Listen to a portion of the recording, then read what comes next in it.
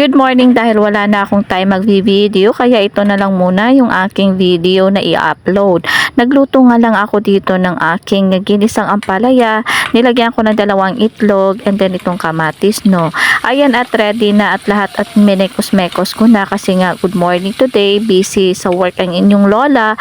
So ayan na po at medyo malate na rin ako sa pupuntahan ko. Kaya ayan, nagmamadali akong maluto, nagmamadaling kumain para at least makapag-ayos na. Ganyan talaga yung buhay ng isang working mom, 'di ba? Pag working mom ka na, vlogger ka pa, char, marites ka pa, ay bongga. Lahat na dito na, all in one na talaga ako, o 'di ba? So ayan, at nilagyan ko lang yan ng konting Knorr cubes na nakikita ko sa ref para at least may lasa naman, and then asin. Yan ang nilalagay ko sa aking mga niluluto na mga ginisang gulay. So ayan, at minekos-mekos ko na ang 2 itlog and then nilagay ko na siya. So pasarap kasi guys pag maraming itlog. And then na-notice ko lang, favorite to ng anak ko pag ako ay nagluluto ng ampalaya. Gawa ng wala daw itong pait. Ang ginagawa ko kasi sa ampalaya guys, para hindi natin malasahan yung pait niya, is habang ginagayat ko siya, nilagyan ko siya ng tubig na may asin. And then binababad ko lang muna siya ng 15 years. Char. Hindi, ng 1 minute, and then bago ko siya hugasan ulit nang mawala yung pait, yung mawala yung alat ng asin doon sa aking ampalaya. So ayan na po, at nilagay ko na yung aking itlog dyan at minekos-mekos at hintayin na lang yan maluto. And then hindi ko na hinugasan yung kawali kasi nga mahalang tubig. Ang bill sa tubig, shout out. Oh my gosh.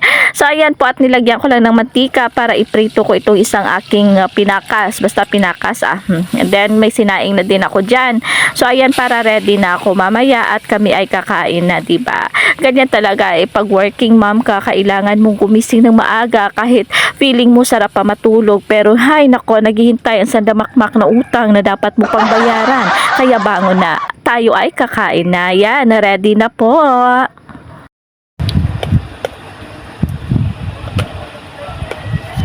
So ayan, let's eat. So for today's breakfast is ampalaya.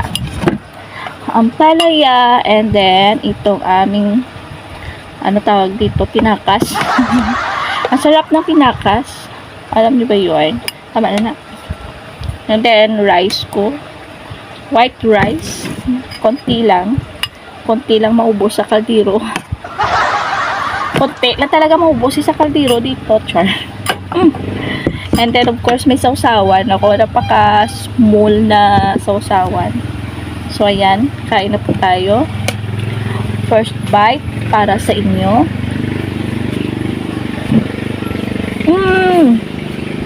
Sarap nyo.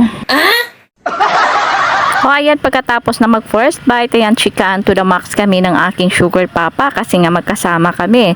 Every morning pag kumakain kami, pag walang pasok yung anak ko, 2 lang kami ang magkasama. Pero pag may pasok yung anak ko, 2 pa rin kami ang magkasama kumain. Gawa ng maaga pa yung anak ko pumapasok . So ganyan yung buhay namin dito guys. Yung feeling na na-miss ko nga nung bata pa ako, na pag kumakain kami, nasa sahig lang kasi wala kaming lamesa, no. Tapos ayun, nagkakamay ulam namin bagoong kung di kaya tuyo, hati-hatiin namin yan para at least kahit papano may lasa naman yung kinakain namin. Pero napakasaya namin, ibang-iba ang buhay noon kaysa buhay ngayon, which is yung parang hinahanap-hanap ko siya, ay char. Wow ha, sana all hinahanap-hanap, no. Ganyan talaga ang buhay. So hanggang dito na lang muna tayo guys. Thank you again for watching. This is your Mommy Jen saying bye.